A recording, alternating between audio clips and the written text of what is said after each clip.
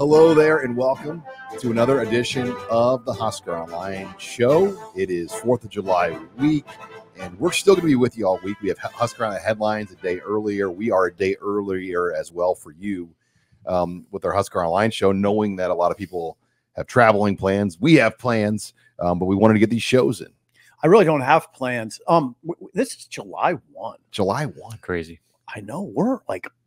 We're there, boys. 31 days. Rob, you got to start getting ready for Indianapolis. I know. I'm already looking over the El Toro menu right now. Mix it up. You are. I'm incredibly proud of you. I know what I'm getting. I'm not fooling anybody. We're going to get blackballed from El Toro. They're like, who are these crazy dudes from Nebraska? These crazy gringos. But we're Husker Online show brought to you by Zipline Brewing. You got to give their beer, their new ZipLite beer. Okay, Sean. I'm trying to make show money here. So, Sorry. Brought to you by ZipLite. 95 calories, 2.7 carbs. And guys, I got a great ZipLite story for you. So I was in Omaha this weekend at the Cottonwood Hotel at the pool. Ooh, Cottonwood. And met many great Husker fans just came up and wanted to talk. I had two different guys. I had a beer in a koozie, and they go, "Are you drinking a ZipLite, Sean?" And I was, and I slid it out of the koozie and I showed them, and it was just like commercial. I mean, it was unreal. That's like a commercial. Like there literally been a film crew there. Two guys asked me if I was drinking ZipLites, and I was like, ZipLite? I mean, so I'm not sure. Okay. Where was the film crew is my question. Mm-hmm. It was incredible. Yeah. And I'm like, oh my God, you just gave me some great material. But proud to be sponsored with Zipline and ZipLite, their newest beer, sponsoring us again for the next couple of weeks here on the Husker Online show. But guys, let's get into the opening headlines. Because there has been kind of a flurry of commitments and roster additions over the last week. Makai Nelson comes in as a 2024 running back ad. Sierra Wright, the USC transfer, makes it official that he'll join this team. So two more 2024 additions. I believe the count now, when you count walk-on freshmen, scholarship freshmen, and transfers, 57 new players on this Matt Rule roster, with Makai Nelson and Sierra Wright being the two latest. 57 new additions out of 140. We're going to say 147, 148 total. Yeah, they haven't really done an updated roster either, so there could be some more movement on there we don't even know about. Sierra Wright, of course, we've talked a lot about him. He'll come in and challenge for a cornerback spot. He had 11 starts in 2022 at USC. Now, I'm not disparaging him. I was looking at USC's defense in 2022, and it was awful. Mm-hmm. I mean, it was 106 nationally in total defense and 112th nationally in pass defense. Now, there's a lot that goes into that conversation, much more than Sierra Wright. Like how they played offense. That and just the rest of the defense, right? Mm-hmm. I don't what was the pass rush like, for instance. But anyway, he comes in, and it's a huge cultural shift too. I mean, it's amazing. He's been ingrained in Hollywood, and here he comes to Lincoln, Nebraska. Mm-hmm. But he visited here before, right, as a recruit. Yeah, and he was really high on Nebraska, from what I remember. Yeah, really coming out of the process, right? Yeah, they weren't really in the final few. I mean, it was during COVID, so it's hard to tell. Yeah, I don't know how high. I mean, he was one of the top players in the nation. But yeah, he was fifth. He was ranked fifth in the state of California, which gets your attention, right? Darnay Holmes, who Nebraska coveted years ago, is a cousin of Sierra Wright. But yeah, it makes sense because he's got a chance. I mean, with the Bly Hill injury, to compete, and he'll compete. You've got Mario Buford, you've got Jeremiah Charles, you've got Dwight Boodle. I mean, you've got Malcolm Hartzog could move back the corner. He played safety all spring. I mean, there's a lot of options there, but he's going to have to come in and beat those guys out, and he'll have an opportunity to do it. Yeah, he's the one. Well, Hartzog has a lot of experience too, so those two guys have the experience factor, which is big to me. Mm-hmm. I don't know who I'd make. If you're just going to pin us down right now, if you're a viewer, who is the starter there? Who would you say? My thing is, Sierra Wright struggled last year, but so did that entire defense. And a lot of times with a guy like that, especially ones that are so highly touted and coveted coming out of high school, clearly the talent is there, but sometimes the fit and the scheme just don't bring it out of them. And so I wonder if that was the case at USC with just the style of defense they played, the way that they covered, that it just didn't mesh. And so maybe a change of defense, maybe a change of scenery where there's less distractions and all that sort of stuff might be the best thing for him, which is why you're seeing such a massive cultural shift from the Hollywood Boulevard of USC to Lincoln, Nebraska. Maybe he's got his sights a little bit more set on football now. Right. Anybody that plays that hurry up style of offense, it's rare that you see like high defensive numbers to complement it, because naturally you're going to run 20 to 30 more plays a game. 100. A Big Ten game is about 65 plays. Yeah, 100%. A Lincoln Riley game was 90 to 100 plays a lot of times. So, I mean, and that might be a little high, but 85, 90 is probably a safe number. So naturally, it's more about, John Papuchis had this argument years ago when we were talking about defensive stats. He goes, it's about points per game, yards per play. Like those are the two key numbers. And USC obviously was not good on either. But I have a hard time pinning it all on him. Well, of course not. Yeah, you don't do that. So as far as pinning me down on who's going to start, I'd make him the leader. Slight leader, probably, I'd say. Slight leader, but that's going to be a camp.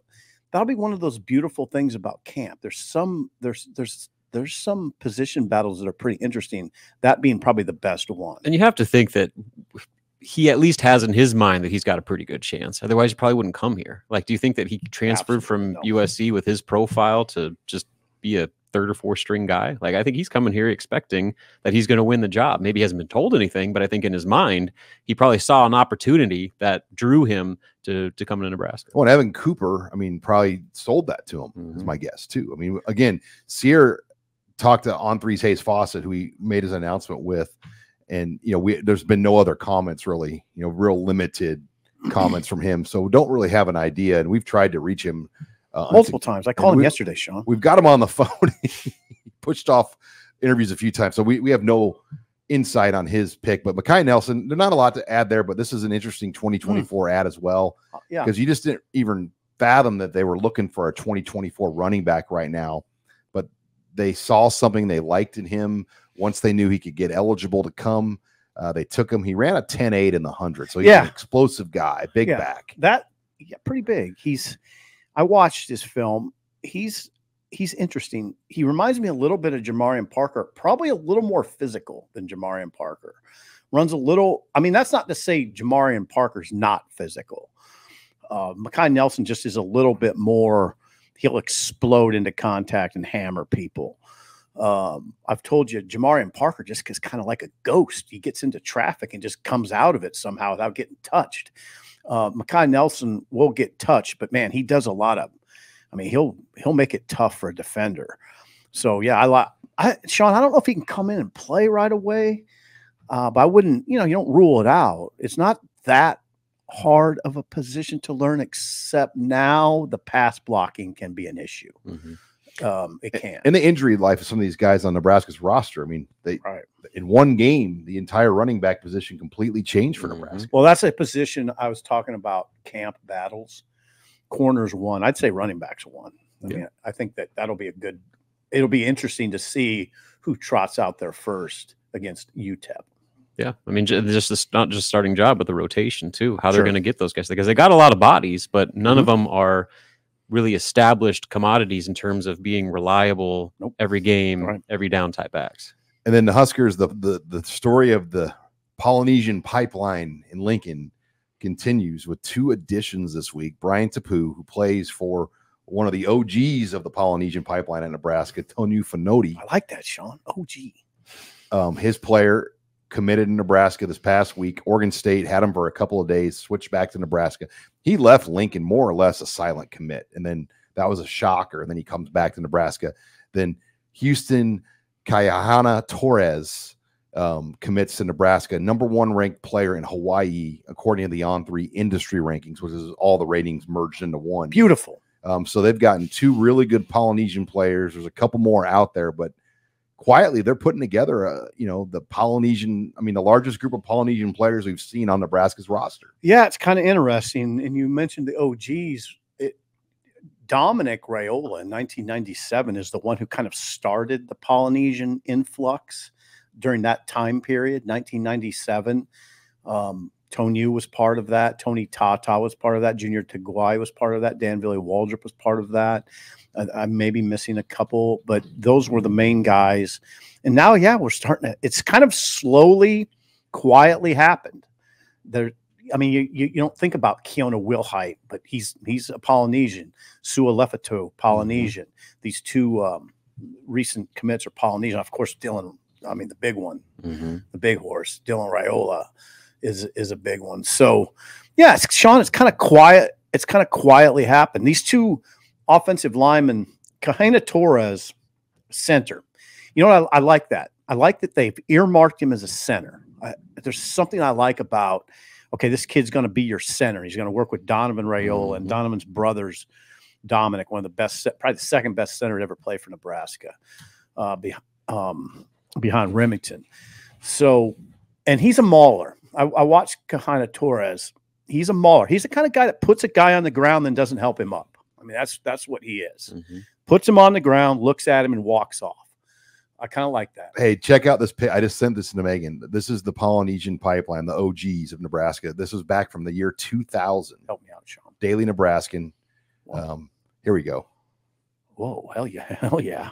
Oh, there you Dominic go. Dominic Raiola, Tony Tata, Tony look how lean Tony Fanotti looked back then. Fanotti. So that Fanotti, that's 6'4", 340 right there. Junior Taguai on the dogs. Right.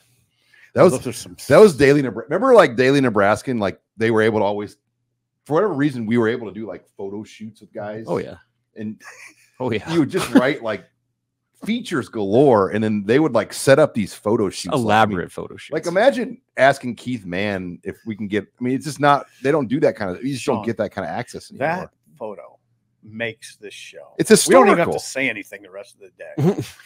So, like, the thing about the Polynesian Pipeline, obviously it's important for a lot of reasons, but for me, in this evolving era of college football, Nebraska has to find a way to get an advantage. And I think this is a pool of talent that if they can tap into it and start getting routinely top end Polynesian talent that are going to choose them because of the culture they have at Nebraska with that Polynesian culture, that's going to be a big advantage. It's going to allow them to keep pace. And then not are they just getting talented players, but like you talked about, they're getting a mentality. They're getting guys that like, look at those dudes. If they can get some more of those guys on this roster, especially in the trenches, that's how you win in the Big Ten. And kids are old school when you go over to, I mean, they're tough. Like it's, oh God. Well, watch these guys on film, both of them.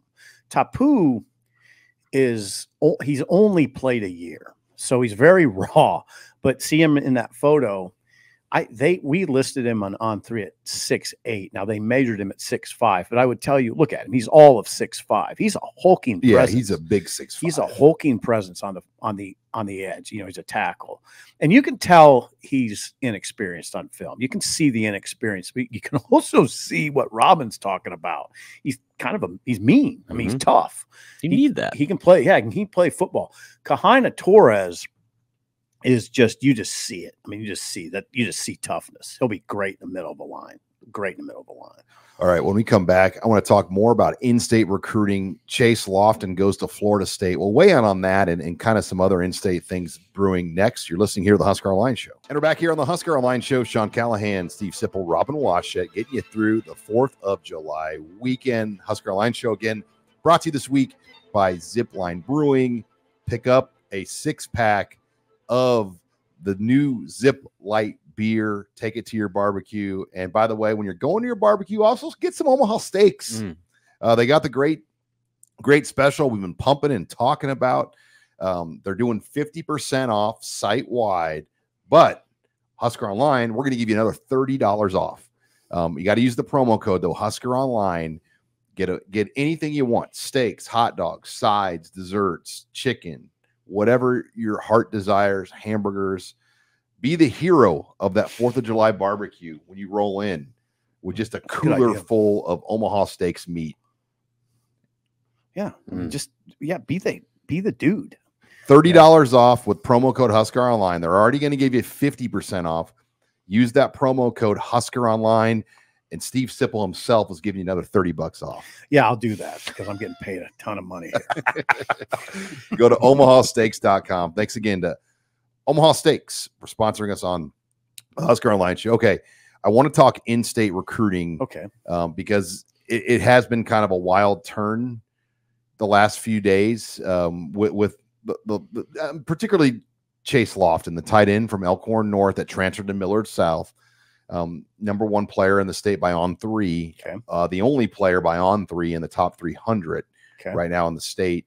Picks Florida State, and that was almost a surprise. I think a lot of people thought A&M or Missouri. It never had, for whatever reason, a great feel for Nebraska, and you can say a lot of things. His father played for Iowa, #1, so they're not a Husker family. Okay. He's got a brother at Kansas State, but you look at the current roster. 2 of the highest ranked tight ends in recent history just came through this area on the Husker roster. Carter Nelson, Thomas Fedoni. So, in terms of rankings, those guys are higher ranked than Chase Lofton was. So, the opportunity at Nebraska was good, but the other missing piece is the winning. Nebraska obviously has not won in a bowl game since 2016. Yeah. I've read some stuff about Chase Lofton's decision. He mentions going to Florida State and competing for a natty, which would be hard here right now. And then, he even mentioned the weather. And I go back to talks with Jay Norvell. Remember Jay Norvell? Oh, yeah. He was the offensive coordinator here. He head coach of Colorado State. Head coach of Colorado State. He wrote a book about receiving. And he would always say it's going to be hard to get the real top end receivers here. Now, Chase Lofton's a tight end, but they'll split him out wide. And he said that the Florida State plans to use him out wide, especially early in his career. And Norvell would always say it's hard to get the real top end receivers to cold weather places. You can do it. Obviously it happens, but it's harder. Lofton, you mentioned something in your rundown, Sean. Florida State doesn't come into Nebraska very often. No, I've only found in our databases at both Rivals and here, I track all the offers over my career, and there's only 6 Florida State offers ever made in the state of Nebraska dating back to 2000. And the first one wasn't until like 2020. And then how many since 2021? So a total of 6. Yeah. And then none since 2021, right? Well, Bellevue West had a few, like Xavier Betts. Okay, I'm sorry. Ducker Riley. There were some guys like that were offered. Now the question is, how many of them were actually committable? Yeah. Were they pushing you? Right. Like they wanted him. You might get that like phantom January offer, but it may not be an offer in June. Yeah, you mentioned his brother at Kansas State. The Florida State tight ends coach had a relationship with his brother. So there's a long-term relationship between this Thompson's his name and Chase Lofton. That helped Florida State. So yeah, Sean, here's the thing that Nebraska fans are going to have to look at. You lose the top-ranked player in the state. You might lose the second-ranked player in the state too, Christian Jones. The question of Christian Jones is like, we don't know this. Is Oklahoma or Auburn pushing for his commit? And if they're not, is Nebraska? And is there going to be any pressure for him to commit before the season starts? Or is he going to be able to take it into the season and try to wait on Wisconsin and other teams? I just don't think there's much of an opportunity to take your recruitment too deep into the season. You want to get a spot somewhere now. And then if circumstances change, then you can maybe look around. But I think you're always rolling the dice if you wait now, because coaches can't even go on the road in December this year. They can go out for their bye weeks and watch you play games somewhere. So it's just a different calendar of events. Coaches in general and the way they'll be out on the road will be different this year than ever before. So for a lot of these guys, that's why there's an urgency to get this done with right now. Yeah, I think just the leverage anymore, to drawing it out deep into the fall. Like I think those days are gone, unless you got to be like the right guy that has the right teams invested in you and are willing to let you take it that far. And I mean, sure, Christian Jones is probably one of the top remaining in-state targets now, but does he have that leverage with inside Nebraska? linebacker? I mean, I hate this. You throw around the term dime a dozen, but not a premium position. And that's what he is. He's basically an inside linebacker. The other part of the discussion is what I raised. I mean, I'd ask you guys, Rob, is that a concern if they would lose the top 2 players in the state? Optics wise, yes, because it doesn't happen very often. But Matt Rule has offered more in-state players than any coach in Husker history. I mean, remember that. It's a good balance to conversation. It's not like Matt Rule's not tried. No. I mean, do you think Scott Frost would have offered Connor Booth before his junior year? Connor Booth is the running back at Wahoo. No, I mean, so they see a metric in a guy and they offer him. And Connor Booth ended up leading the state in rushing last year. But they believe in their evaluation tools, and they'll make offers on guys before anybody even thinks about, like Jace Reynolds, currently at Elkhorn North, 2026. They offered him before anybody even thought about offering him. That's a good balance. And so they have an approach that they follow with these guys, and they believe in their evaluation system. And a lot of it is your testing metrics and your measurables and your upside and what you can do. Because then if you have those things, they believe they can make you even a better player. Yeah, I think the only, consequence would just be the fan base optics, like just from the fans that, getting in-state talent is such a big deal around here, especially when you got guys that are legitimate Power 5, Power 4 level players, then they go elsewhere. That doesn't sit well with a lot of people. I know it's especially true with basketball, but with football as well. I mean, like it's not like an end all be all, but I think just in terms of kind of rallying the fan base and getting kids that they've seen kind of grow up in the high school ranks, there's a lot of value to that just from the fan perspective. But yeah, I think Sean, you're right. Internally, like it's not for a lack of effort. If kids don't want to come here, they don't want to come here. And I think a lot of it too is Nebraska needs to start winning. These kids have grown up their entire lives. Nebraska hasn't even been a contender. It's an issue. And NIL is a factor, but I still think Nebraska can do what's necessary in any guy. And this market is kind of NIL, in my opinion, has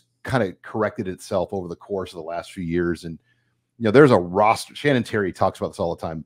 90+% of NIL is roster value. It's not true NIL money. And, what is the roster value of a Florida State player versus a Nebraska player versus a Missouri player versus an A&M player? That's what we don't know. But these players kind of sign an entry-level roster value type deal with these programs. And, if you're Chase Lofton and you're Christian Jones, you're probably testing that market a little bit, trying to get a feel for what that roster value is at all these places too.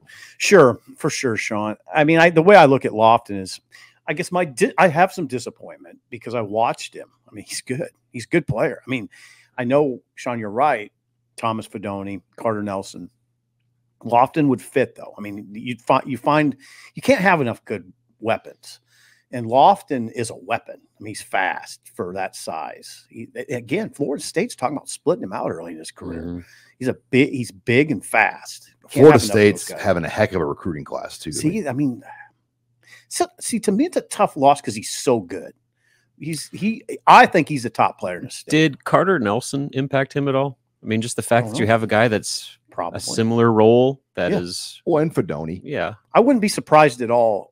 Because he and Carter Nelson are pretty similar, Rob. They are. And with Fedoni, I mean, at least there's an age gap there. Like with Nelson, you're basically on the heels of him. Very similar. I wonder how much that had to do. Nelson's a better natural all-around athlete, though. I mean, think so? He's voted the Nebraska High School Athlete of the Year. He plays 3 sports. Chase Lofton plays 1 sport, I believe. Mm-hmm. So, I mean, I just think when you look at the body of work, I've talked to our folks at On3. They said they've never seen a guy with the track accolades and marks and all the events that Carter Nelson got first place in 8 different individual events this year. I'd just like to have them both. I mean, then Isaac Jensen next year at Miller South. That's another tight end. Right. And somebody on our site said, you know what? Like, I used to get upset about losing a tight, but the state produces so many tight ends. If there's one position where you can afford to maybe lose a local guy, it is tight end. Absolutely. Because they recruit. I mean, the number of tight ends in this state, there's more Power 5 tight ends in Nebraska than California last year. That's wild. I mean, I don't even know how that's possible. It's happened though. That's wild. But all right, when we come back, I want to talk more. I know this is a hot button, but we're going to talk about Trev Alberts at Texas A&M and just some of the similarities of things that have happened there that happened here at Nebraska. You're listening here to the Husker Online Show. And we're back here on the Husker Online Show. Sean Callahan, Steve Sipple, Robin Wash at Husker Online Show again this week, brought to you by Zipline Brewing. Get on out there. Try the new ZipLite beer. Just 95 calories, under 3 carbs a can. And it's outstanding light beer. Try ZipLite, the newest product released here by Nebraska's own Zipline Beer and Brewing Company. Also brought to you, Steve Sipple, by our newest sponsor, Nebraska Synthetic Greens. And what these guys are, Sip, they're a premium artificial grass golf green playground sports field installer in Nebraska. So if you want to put a golf green, like if you have like extra land and you want to put one at your house, which is, you want to go out and I don't have time to practice. If I had a golf green at my house, I might actually have time to play golf. Yeah. Get away from the wife for a little bit. Well, they'll come in and they'll install a PGA caliber putting and chipping green that you'd find at your local course, and they'll do it right in your backyard. And this is a Nebraska-based company, but they put together a world-class product for you. It's Nebraska Synthetic Greens, and if you mention that you heard about them on the Husker Online show during your initial consultation, they're going to give you your first annual maintenance service a year after installation for free. And that's for free. That's up to $1,000 in value. So they're going to give you your annual maintenance for free after a year. All you got to do is say, hey, I heard about you guys on the Husker Online show, and I want to get going and put a golf green in my house. I got a lot of extra space in my backyard. This would be great for my son, myself, my wife. Play a little golf. Nebraska Synthetic Greens. And what else you got there, Sip? Give them a call. Nebraska Synthetic Greens. They'll put a green in for you. Number to call, 402-238-9960. That is 402-238-9960. I like the look at that playground. I mean, that would be elite to have that on your playground at home. Oh God, yes. It's a great idea. It's just a tremendous idea. Nebraska Synthetic Greens. Thank you guys for being a part of the Husker Online show. Okay. On to Trev Alberts. Okay, hot bud. Here we go. And, we debated this because, I know people don't want to hear about Trev Alberts. He's not the athletic director of Nebraska anymore. But, as you kind of watch things unfold in College Station, there are some similarities just with his approach there to how it was here. I mean, one of the things that Trev Alberts did when he got to College Station was he let go of around 20 key administrators. They relieved them of their duties all on the same day. Some people that 17 was in that had been there a long time. One of them was the key baseball administrator, that Jim Schlossnagel, who at the time had the #1 ranked baseball team in the country. That was his liaison to Trev Alberts. They let go of that guy, and that definitely raised some red flags. We saw similar things happen at Nebraska. Bob Burton was let go, and some other really long time key people, John Ingram, Garrett Classy, who's now the athletic director of Fresno State. So some key people were moved here in a similar fashion when Trev got here. But Schlossnagel told the Fort Worth Star Telegram, that incident where the administrator for baseball was let go, a former Aggie baseball player, I believe, that really upset him, and it kind of led to him thinking about leaving College Station. We're talking about this, guys, because it's a really interesting story, and it became more interesting when Jim Schlossnagel quoted his meeting with Trev, quoted Trev, and what Trev told him, and it's very curious what Trev did here. It's strange. Now, this is hindsight. I understand we have the benefit of hindsight. Trev didn't. But this all occurs in the context of Schlossnagel voicing his frustration with the speed of renovations at their ballpark. He wants like a Camden Yards. He says, this is what Schlossnagel says, quote, Trev came to me the day before the regional to have a conversation. He asked me if I was frustrated. I told him that I had some frustration with how slow the ballpark process was going and that it was tough to operate without a sports administrator, like Sean said. But I was committed to working through it. Trev then made a comment to me, kind of comparing his situation of leaving his alma mater, Nebraska. He said to me, Jim, if you ever don't feel like this is the place for you, that's okay. And it's okay to move on. Schlossnagel was taken aback by it. And he said at that moment, I began to think that maybe this wasn't going to work out. Okay, that's pretty damning for Trev. I mean, he basically, I think you just have to put it in plain terms. He kind of ran off his baseball coach, who then subsequently took the team within one game of winning the national title. And he was gonna, if they won, he was good. Poor look for Trev. There's no doubt about it. Talk about optics. Yeah. And if he won the title, he still was going to leave, right? Yeah, it sounds like that was in the works weeks before. Exactly. And it would have been easier to leave with the title. These same types of things were happening at Nebraska with Fred Hoiberg, with Scott Frost, I believe with Amy Williams to an extent. As far as just those conversations of that caliber were, they were heated. I mean, I can tell you, I know the exchanges between Scott Frost and Fred Hoiberg and Trev Alberts were more than heated. They were pretty, ugly. Strange. This is just a strange. Now, Schlossnagel's saying this. It sheds a lot of light on that situation. It kind of swings the pendulum back. Schlossnagel took a lot of heat for obvious reasons. He was inappropriate with a reporter. He came off looking bad. He showed no loyalty. But this sheds light on it. And you're like, oh, okay. Now I can kind of see why Schlossnagel made that move. It kind of makes sense now, right? Yeah.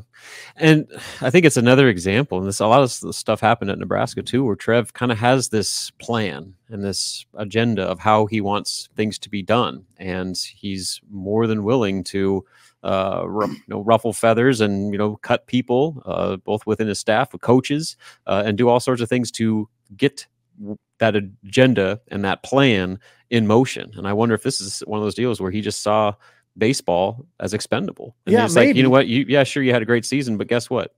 Who cares? Maybe. Like, I'm not going to let you dictate terms to me, because I have a plan and I'm going to do whatever I feel I need to do to have that plan go in place. Which is not smart. Well, it's not smart. It's different with Schlossnagel than it was with Fred Hoiberg and Scott. Those guys were struggling. Schlossnagel's not struggling. He's at the top of his game. You have number one in the country at one point. Yeah. Well, going in the regionals, they were 1 or 2. So that's what makes this one curious. Like, what? Why would you do that? Well, look at what happened at Omaha. Right. Yeah. I mean, like, great wrestling program. Yeah. I mean, let's talk about national championships. They won it and then they padlocked the doors like that. That's the kind of that. There's a theme building there with how he does things like that, to where, like, for whatever reason, he saw football as a cost, not an investment. He saw wrestling the same way, and he had this plan to get hockey and all that sort of things. And even despite the success and the emotions attached to those programs, he didn't, it didn't matter. Those were all secondary compared to what he felt he needed to do to get his plan to where he wanted it. Do you know how ugly it would have gotten if Frost would have somehow pulled it out in 21 or 22? Yeah. I mean, between Frost and Trev. If he actually had some leverage. Like, if you think this Schlossnagel thing is ugly with Trev, that would have been nasty. Chilling. I mean, it would have been. Yeah. Frost just reels off 10 wins, and all of a sudden, it's like, hey, Trev, let's talk. That's a big if. Yeah, I mean, big if. I mean, but you think about it, they had Michigan beat and they blew it in the end. And Ohio State, they had to lead on late. I mean, they had opportunities that year and they just didn't do it. So it all worked out with Trev. But it could have been nasty. Yeah, back to A&M baseball. Not all that small there. I mean, what they're talking about is an $80 million stadium renovation. Baseball. Who's paying for it? I don't know. Probably the same people that bought out Jimbo Fisher. Yeah, the largest buyout in the history of college sports. That's what that was. Jimbo, nice job. $80 million stadium renovation. That's just to renovate. That's not to build.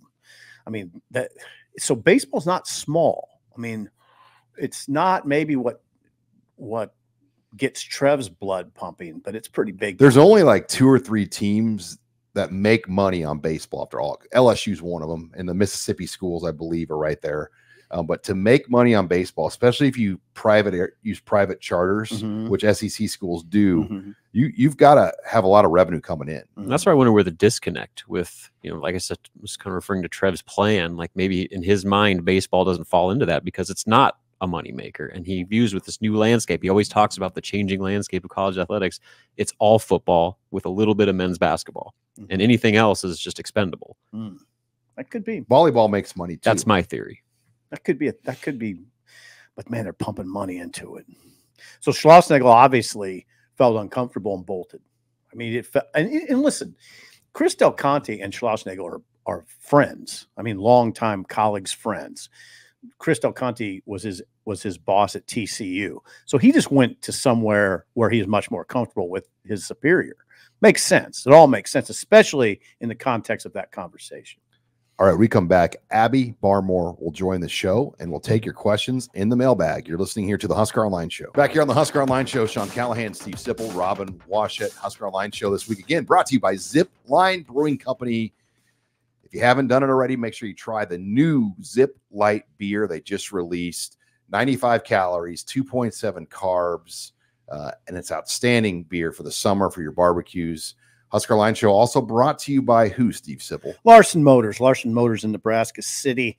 Make that drive. If you're looking for a new vehicle, if you're looking for a used vehicle, it'd be a good place to go. It's a beautiful time to go, beautiful time of year to go. They got all the brands you want: Chevrolet, Chrysler, Dodge, Ford, GMC, Hummer, Jeep, Ram.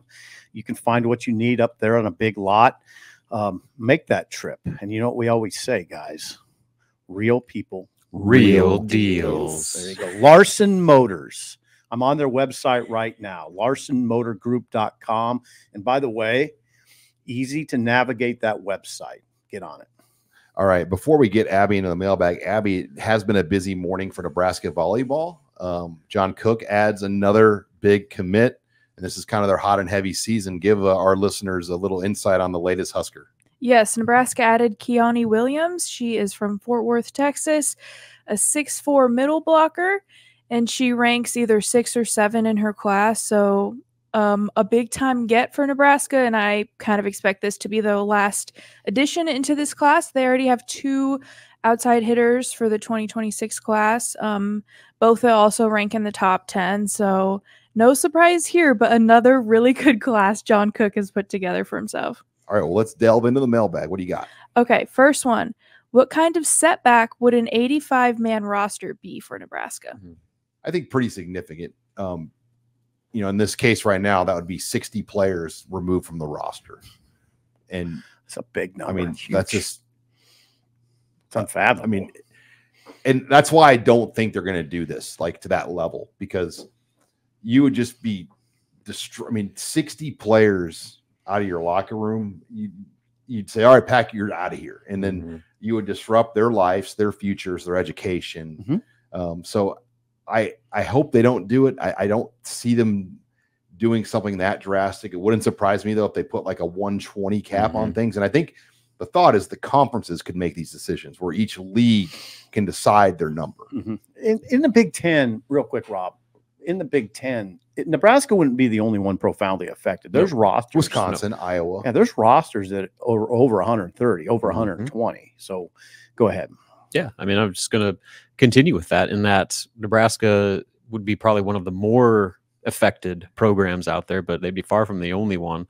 But with this, the walk-on tradition here, like, I get that they're trying to level the playing field a little bit with the kind of the have-nots of the world, but like the consequence of that and the opportunities you're taking away from kids at a program like Nebraska, where, you know, the walk-on program is what it is, and it's above pretty much anyone else, like to cut that and or significantly reduce it, I think would be a really detrimental thing. I got a very fundamental question that I'd like you to address, either of you, both of you.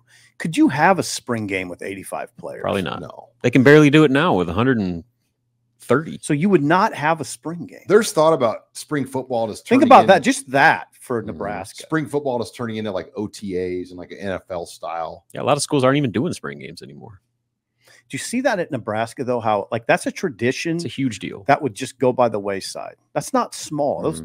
I would personally regard that with some sadness. The $22 million thing, though, that's going to hit, if you can't afford to pay the max with the SEC and the Big Ten, like if you're in the Big 12 and the ACC, you're scrambling right now to get $22 million lined up. And I just saw TCU has made an announcement that they will be fully funded. And I think that's going to be the separator. The teams that can do the full 22 for NIL money, those are going to be the haves. And if you can't do that, you're going to be at a significant arms race disadvantage as far as NIL and roster building. Yeah. That's something that Nebraska doesn't have to worry about. No, but like Northwestern and Vanderbilt will be able to do that. And like Kansas State will be able to, but they'll have to work a lot harder to get there, you know? And so there's a huge advantage to being in these leagues because of that 22 million that everybody else, and that extra money will allow you to have bigger rosters and have extra players. Because you do the math. I mean, if you did $100,000 times 85, that's only 8.5 million. So think how many more players you could have on your roster. Absolutely. Next question.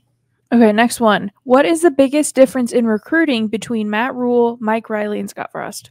The NIL and the portal era, I mean, it's hard to really compare things across the board, but the biggest difference I see is the confidence and the evaluations. That's what I was going to say. I mean, just their ability to not be afraid to make the first offer to Jace Reynolds, to Connor Booth. Or somebody national for that matter. I felt like some past coaches, there was sometimes a reluctancy. They would drag their feet because they didn't want to get crucified for making an early in-state offer on a guy that had no other offers.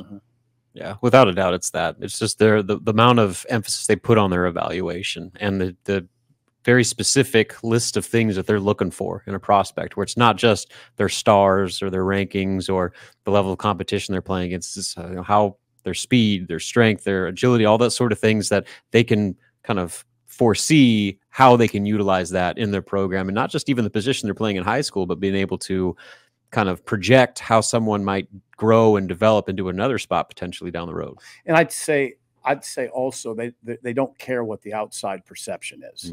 If the player meets what they want, they offer. They don't think about the rest. Like DeAndre Barnes. Right. I mean, he didn't have much going for him at all. Right. And they offered him late in his senior year in February. There's a level of frustration too. I know this from Nebraska staff, that they find guys, they offer them that wouldn't get offers from other schools, and then bam, the kid has a list of offers right after that. There's a laziness in college football recruiting. There's no doubt about it. Kids will get offers based on another school's offer.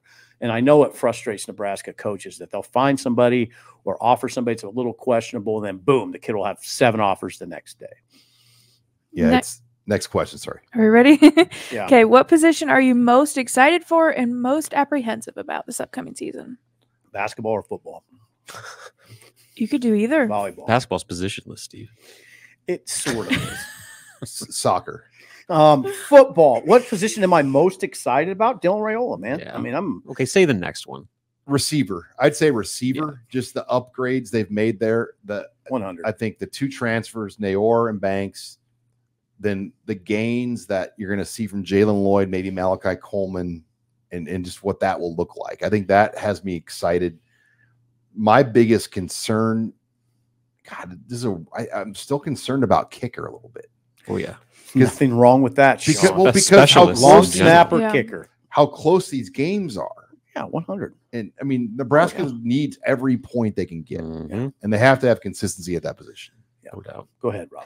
Tight end's intriguing just with the amount of potential they have in that room. But D-line, I want to see what that unit looks like. Getting Nash and Tayo back is such a huge deal, but Jamari Butler is emerging as maybe one of the best defensive players on the team. And then you add in Cam Lenhart another year, Riley Van Poppel's evolution, James Williams' evolution. And then, he's technically a linebacker, but Princewell coming off the edge to finally being able to be healthy. Like, they have a lot of firepower on that defensive front that I'm very intrigued to see what that picture looks like in year 2 under Tony White. Yeah, I'll just narrow that a little bit and say pass rush. I mean, I'm really interested in that edge, what it looks like coming off the edge with James Williams, or Terrence Knight in Belton, Texas. Couldn't say enough good things about a guy that can fire off the edge. Jamari is more of an inside rusher, actually, Jamari Butler, but they told him in the spring, no inside rush. You got to go outside to work on his outside rush. I'd like to see what that looks like. Sean, yeah, just the kicking game in general. Buschini, new snapper, Albano. Those are all concerns to me. Because those 10 to 20 punting yards and those 3 points, they're the difference. How many games has Nebraska lost because of those things over the years? We've just watched it play out. I mean, we should be experts. I mean, the Michigan State game in 2021. Yeah, absolutely. Go down the list. Right. I've never been more stunned at a Nebraska game. Maybe when that Michigan defender took the ball out of Adrian's hands, I was stunned. I was standing with my mouth open. Well, because forward progress should have been called, and they let it keep going, and then Michigan wisely played to the whistle. But the punt at Michigan State, I've never seen anything like it. Because we're up top, so we can see the whole thing unfolding. And you knew what was going on. Oh God, he missed his mark. Oh, that guy has nobody in front of him. He's going. Awful. Yeah. Michigan State didn't have a single first down in the second half. Not one. Not game because of it. You lost the game because of it. You erased one of the best defensive performances we had seen from a Nebraska team off a bad punt. There you go. From a guy that shouldn't have been punting. Right. Like, he was hurt. Yeah. And kills you. The coaches didn't even, I don't know why they put him out there. He was hurt. But all right. Bad decision making. Final question. Got to remind everyone of the bad memories. Yeah. Okay. Good times. Last one, a little more fun. What was your favorite kind of firework when you were younger? I got it. Man, it's hard not. I mean, I used to like the Black Cats or the Thunder. God, that's what I was going to say. Thunder bomb. I was inch and a halfers. Thunder bombs. Mm-hmm. Oh, but I don't know. Sometimes you'd get some that had quick wicks, and you had to be on your game. You better be quick. Were you a toss and absolutely throw for hours? That's what I loved. Mm-hmm. You kind of developed a rhythm. Yeah. Yes. Yeah. The street just looks like a war zone. Yeah. With all the explosion aftermath. You had your punk, and that was 4 hours of your day when you were 7 years old. I mean, it was incredible. Bottle rockets. We do bottle rocket fights. Yeah. Oh yeah. It's completely irresponsible. Completely. I'm surprised no one lost an eye or got wounded, but yeah, we'd shoot each other with bottle rockets. Did you guys ever drive to Missouri to get to Rockport? I had friends that did, though. That's usually where I got a lot of my fireworks. Because you usually got like a little bit stronger gunpowder fire, and then cheaper. They're cheap, but Missouri, growing up, you could get them locally, but the real hardcores would go down to Rockport. Mm-hmm. And it was like 45, 50. I had a neighbor that would spend upwards of $2,000. They'd go down to Missouri and spend nearly $2,000 every year on fireworks. Damn. We lived in a cul-de-sac, and it was, full-blown war zone. Lincoln is one of the most active 4th of July I've spent cities. 4th of July's in other places, and nothing touches Lincoln. You'll find that. If you go to another place like Tallahassee, you'll be like, wait a second. Like there's the public show and some people doing sparklers and a few things like that. Where is it? There's a week worth of M80s going off in Lincoln. Those Oregon State coaches, when they came here, like Bruce Reed, Mike Cavanaugh, I remember talking to them about that. Like they never had seen anything like a 4th of July in Nebraska. Right. And Sean, you were talking about, you guys got big plans. I got no plans because you know what I'm doing? I got to stay with our dog. I got to stay with Bullet. I mean, because there's nobody else to do it. Bullet can't. It's a horrible thing for some dogs. And my assignment is July 4th with Bullet. I just got to keep him. That's what I got to do. We'll keep you on the news desk that night. Yeah. Keep me on the news desk. All right. You're on commit watch. Husker watch. We'll talk some Husker basketball headlines with Robin next. You're listening to the Husker Online Show. And we're back here on the Husker Online Show. Final segment brought to you again by Zipline Brewing Company. Make sure you get out and try the new ZipLite beer. Take that to your 4th of July party. Just hit the shelves. Only 95 calories, 2.7 carbs. Your premium light beer, ZipLite. Also, if you've not tried Husker Online, we got a great promo and deal going on right now. 2 months for just $1. You got to use the promo code NU1, and this is for just new users of Husker Online. Promo code NU1, 2 months for $1. Okay, Husker basketball, Robin. Fred Hoiberg, I saw, was out in Ohio. Is that right? Yep. At the last live evaluation period before technically July is a dead period, but there's 3 weekends of eval period. So whatever, like basically beyond those weekends, there's no in-person contact. So coaches were out and about. He was out in Ohio with Ernie Ziegler, seeing a handful of prospects. No one like in particular, but definitely saw some 25 and 26 recruits. And so, like I said, then we're going to turn into July here. And then there'll be 3 more evaluation periods. And then, like I said, that's when visits are already starting to get rolling. They got Amari Bynum coming in. They have the Anneman kid from, I guess now Minnesota's coming in September. So that's well underway. And of course, the Colorado weekend should be probably one of the bigger basketball visit weekends of the month. Who's the one we should keep our eye on, the player, the recruit? Bynum? Well, Bynum for 25 class, Bynum is definitely up there. And the fact that he's coming back for yet another official visit, even if it is just a chance to go see the Colorado-Nebraska game, whatever. He's coming back to Lincoln, and Nebraska's in the mix. Davis Fogel, the guard from Washington, now he's at prep school in Arizona. He's very much right at the top there. And then Tommy Anneman, the big kid from Fargo, now in Durham Creighton in Minneapolis. He's very much a priority too, though, with the way his stock is elevating. We'll see. So those are the 3 top targets for 25, but all 3 of them have picked up some considerable steam with their recruitment. They're all top national prospects for their class. So Nebraska has work to do, but they were Bynum's first offer. They were one of Davis Fogel's first offers. He's already officially visited. Okay. The Anneman kid, he got an offer and then was immediately on campus for an unofficial, and then wasted no time scheduling an official visit for the fall. So while the competition will be stiff for all 3 of those guys, Nebraska has put in a lot of work and is in pretty good standing at the moment. Now, Robin, who's the kid in Kearney that's picking up a lot of steam? Oh, okay. You got me on this. I'm blanking on his name, but yeah, he 2026 Iowa just offered him. Yes. Gosh darn it. I'm blanking. So he is a kid that originally was in Arizona. Jacob Weber. Jacob Weber. Thank you. Jacob Weber. Yes, from Kearney. And he transferred to Kearney last year and is quickly becoming one of the top 2026 recruits in the state of Nebraska. Like I said, Iowa just offered. I would imagine a Nebraska offer is going to come very soon. And Ohio's offered him too. Yeah. So, I mean, before long, he's going to have 20 deep offers just because he's that type of player. He's already 6'6", 6'7", high-level shooter, just kind of one of those unique wing versatile prospects that Fred Hoiberg loves. So very much on Nebraska's early 26 radar. And if you're looking ahead to the high school basketball season, keep Kearney on your radar because they're going to be pretty good. How big is Jacob Weber again? 6'6", 6'7". And did he move from Arizona? Yes. Because I see he's got an Arizona area code. So I wonder how he ended up in Kearney. I don't know the backstory on that one yet. Haven't done a lot of investigating just because it's the 26 class, but yeah, he certainly is one to watch. But not like an automatic slam dunk because he's a guy that's new to Nebraska. Yeah, yeah. It will take some work to get this guy from Nebraska. Yeah, but I mean, just being around, I think will help. But yeah, he's not like a day one Husker or any stretch. So, but I mean, the fact that he's here, he's been here for the last year, will go a long way in helping Nebraska kind of pick up behind. I mean, Iowa was his first. He's had other offers, but Iowa was his first power conference offer. So Nebraska's got to do a little catching up there. And then, as far as the actual team is concerned, pretty much everyone besides Berke Bjunktashul was here. Braxton Mia arrived last week. They're going through full workouts. John Rothstein of CBS just put out a tweet for some reason that Rolly Wooster is fully cleared for basketball. He's been working out with Nebraska all month. He's been featured in every one of their workout videos that they posted on social media.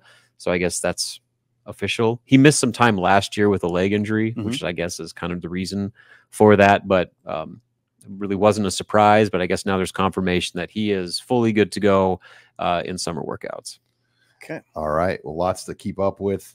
Just got our season ticket renewals for basketball. Yeah, those just went out. Sweet. Those just went out. Worcester could be the starting point guard, could Very well could. But Aaron Eulis is going to have a lot to say about that. Right. A season basketball ticket is a great value. It's only $391 for a lower bowl season ticket. That's pretty good. I mean, you get a lot of entertainment for that. Yeah. Yeah. I know a lot of people are mad about the home non-conference schedule, which I get. They're not playing really anybody. Nobody wants to play Nebraska. Yeah. Well, a lot of it is because PBA is one of the hardest places in the country to play. And I'm not overly concerned about it. They got a true road game against Creighton. They got a neutral site against St. Mary's. And then with the conference, I mean, that's 20 high-level league games. The Big Ten's going to be pretty good this year. So I'm not worried about the schedule and their ability to make another postseason run. But again, it comes down to taking care of business at home and beating those teams you're supposed to beat at PBA. Big Ten's interesting because even when it's quote unquote down, it's good. I mean, it's always good. Last year it was quote unquote down, and Nebraska good. Still got in, and now it's going to be better. Yeah. And so that's why, I think it's smart not to overschedule in the non-con because you don't want to take yourself out of it in January like they've done in the past. Remember when Nebraska went crazy with their, I think 15-16 schedule? They were playing UCLA and it's true road game or a tournament or whatever it was. They got so beat up in November, December that basically their season was already over going into the conference league. So this is kind of one of those deals where you schedule good enough to give yourself some opportunities at some, resume material wins, and then try to do the bulk of your work in conference play. If they win 18 to 21 games, they're going to make the NCAA tournament. That's really what it comes down to. Especially now that they've made it. You know, they're not like this kind of one-hit wonder type school. I think they'll probably get a little bit more traction when it comes to comparing at-large resumes. Just the fact that they're a little bit more established than they were a year ago. All right. Well, lots to keep up on. Hope everybody has a safe, happy 4th of July weekend. Sip and I will be back on Wednesday morning with a headline show. So one more show for you this week on the channel. But thank you, everybody, for joining us this week here. And thanks again to this week's sponsor, Zipline Brewing Company.